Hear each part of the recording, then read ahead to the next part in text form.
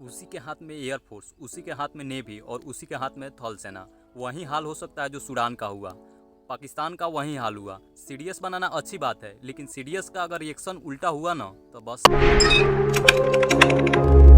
जय हिंद दोस्तों, सीडीएस का बनाना देश में एक बहुत ही बड़ी समस्या थी, क्योंकि सीडीएस का अगर रिएक्शन उल्टा हुआ तो बहुत बुरा हो सकता था। इसलिए सीडीएस बनाना हम लोग के लिए एक चुनौती हो गई थी, क्योंकि जब कारगिल का लड़ाई चल रहा था 1999 में, उस टाइम हम लोग का जो पहाड़ी था वो ऐसे था, ऊंच खाल था।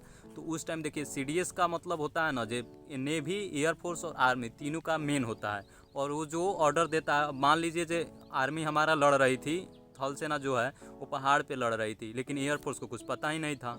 नेवी तो मानिए नहीं आ सकता, लेकिन एयरफोर्स तो आ सकता था, गिरा सकता था, लेकिन नेवी एयरफोर्स को कुछ पता ही नहीं था। इसलिए सीडीएस का होना बहुत ज़्यादा ज़रूरी है, क्योंकि अगर सीडीएस रहता तो एयरफोर्स को आसानी से वहाँ भेज देता। आप भेजिए वायुसेना को, वहाँ पे हमको ज़रूरत है, तो आराम से हम लोग पाकिस्तान का सफाया कर देते। लेकिन सीडीएस का ना रहने से हमको बहुत ज़्यादा लॉस भी हुआ।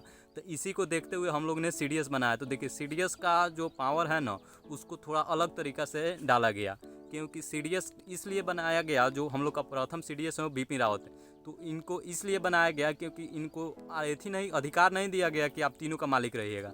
आप फैसला दे सकते हैं, सिर्फ आप नेवी, एयरफोर्स और आर्मी को फैसला दे सकते हैं, और उनके अफसर आपका मदद करने के लिए आएंगे, अगर आप सही कह रहे हैं तो देखिए, जो आर्मी, एयरफोर्स, नेवी से ऊपर होता है वो सबसे ऊपर सीडीएस होता है, और सीडीएस से ऊपर रक्षा मंत्रालय बना दिया गया है, और रक्षा मंत्रालय से ऊपर राष्ट्रपति होता है। तो राष्ट्रपति जो कहेगा वो आपका रक्षा मंत्री करेगा, रक्षा मंत्री जो कहेगा वो सीडीएस कहेगा, सीडीएस जो कहेगा वो नीचे के जो अधिकारी हैं वो करेंगे। तो इस तरह से हमारे भारतीय सेना को बहुत ज़्यादा मजबूती मिलेगी, और सीडीएस का कोई रिएक्शन उल्टा ना हो, इसलिए उनको पावर को कम कर दिया गया।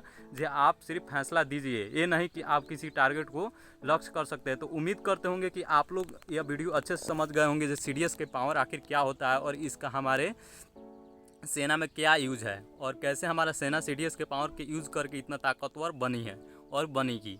तो दोस्तों, आपको क्या लगता है मेरे वीडियो के बारे में, कमेंट बॉक्स में ज़रूर बताइएगा। जय हिंद दोस्तों, यह इन्फॉर्मेशन आपको कैसी लगा बताइएगा ज़रूर।